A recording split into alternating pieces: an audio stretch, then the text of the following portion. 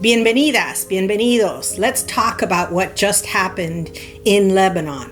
What happens when personal electronics are turned into weapons of terror? Let's talk about what this means. But first, this is Latina Literati.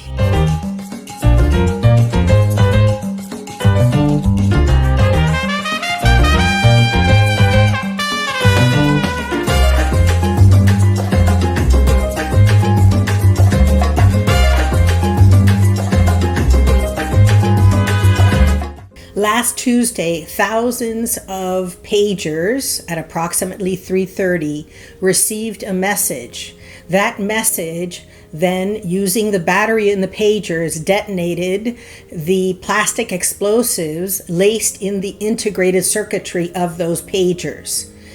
When you had people pick them up or try and look at the message, many people were maimed and killed. It includes several children that were killed, a lot of innocent bystanders that were hurt and killed. So what was this all about? What does this mean within the larger context of conflict? So these integrated circuits were supposedly licensed to a Hungarian front corporation called BAC Consulting, BAC Consulting, produced pagers under a license from a Taiwanese company called Apollo Gold. So Apollo Gold licenses BAC Consulting to produce pagers. And in fact, BAC Consulting, based in Hungary, does produce pagers and sells them to different buyers. But the pagers that are destined for Lebanon are actually assembled by Israeli intelligence personnel. And they lace the circuitry with a plastic explosive called PETN. This explosive then is charged to the battery, and a message when sent to it will mean that anyone around will be blown up. And so thousands of people have been maimed, had their limbs blown off, and have been killed. Again, I don't mean to be so graphic, but these are graphic moments, and it's important to be real about what's happening. When you are planning this type of terrorist attack, and under international law and national law, this is what is considered a terrorist attack. It's not something that happens overnight. It takes years in the planning. In fact, the first pagers start to be produced in about 2022. So we're talking about at least 2 years ago when the licensing occurs. And so there's an establishment of this front company that actually produces pagers. But of course, the bombed pagers are being sent to Lebanon. And on Tuesday, they blew up over 1,000 people in Lebanon and Syria. Whether they were part of a specific organization, whether they had a specific belief, is almost irrelevant, because one of the basic laws of war and of humanity is you can never, ever target purposefully civilians. And when you put a blast in anywhere, in someone's pocket who may be in a church, in a mosque, at a grocery store, at a funeral, that is terrorism. That's the definition of it. And that is in blatant violation of the most basic rules of warfare and of humanity, obviously.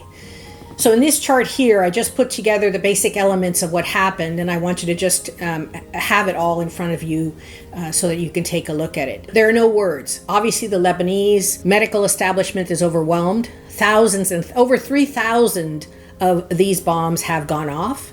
So there are thousands and thousands of victims, because it's not just the person with the pager and then subsequently walkie-talkies. It's everyone around them. A child who happens to pick one up. Several children were killed in this terrorist attack. And so what does this mean? What does this mean for us as part of the human family?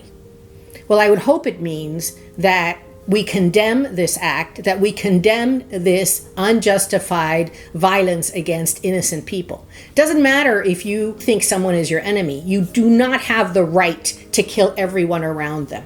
Absolutely illegal at all levels. Lebanon is a country that has suffered many, many invasions. But this type of psychological warfare, this type of just gruesome terrorist attack is beyond the pale. No one has taken credit for this attack, but 12 past and retired defense officials say Israel is behind it. And the retired CIA director, Leon Panetta, this is what he has to say about it. This is a tactic that has repercussions, and we really don't know what those repercussions are going to be. Do you think there should be condemnation for it? Should other nations step in, including us?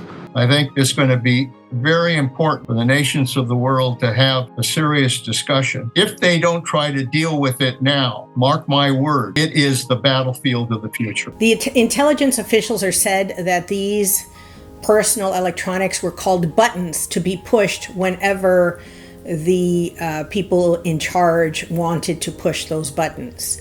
And when a speech was given that said, put away your cell phones, don't use them because they're being tracked, all of a sudden it was decided that the buttons would be pushed this past week.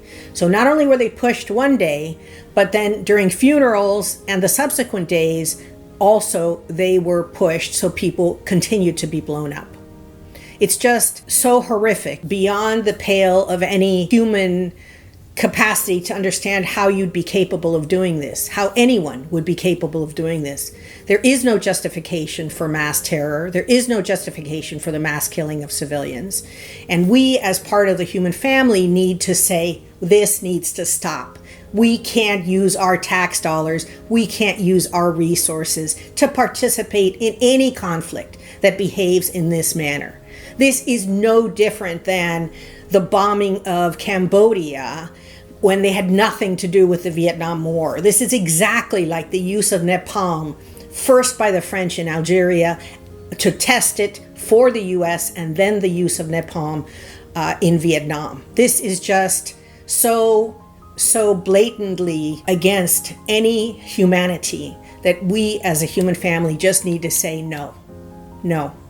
This will not be done in anyone's name. This cannot be done. We cannot allow innocent civilians to simply be blown up.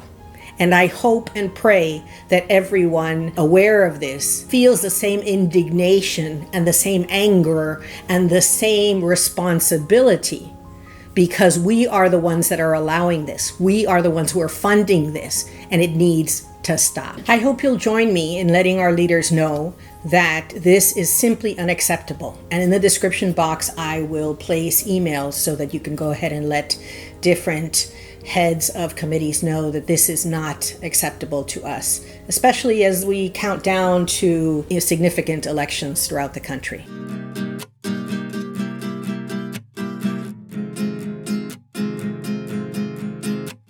And now for the book recommendations. I actually have two books that I'm going to recommend today, although there are many, many books that one could recommend with regard to the situation. The first book I want to recommend is Beirut to Jerusalem by Thomas Friedman. I may have recommended it before, but it's just a great overview of the area, the conflicts, and the history of the invasions of Lebanon, and how the Lebanese people have suffered over the decades. So really recommend it because it's a heartfelt read, and it's an important book to read. As always, check your local library. They probably have this book. Check your local bookseller, and if perchance they don't have it, we always link independent booksellers in the description box so you can purchase them new or used should you care to purchase the books recommended. The second book is Tools and Weapons, The Promise and Peril in a Digital Age. And so it talks about what is this technology all about and what are the perils of the current technologies that we have in our pockets,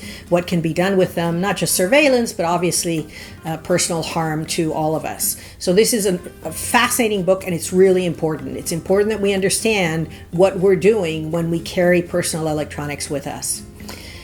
So with that, I come to the end of the video, and I want to thank you for joining me. And this was not an easy video to make, and it is dedicated to all those suffering right now as a result of the terrorist attacks in Lebanon last week.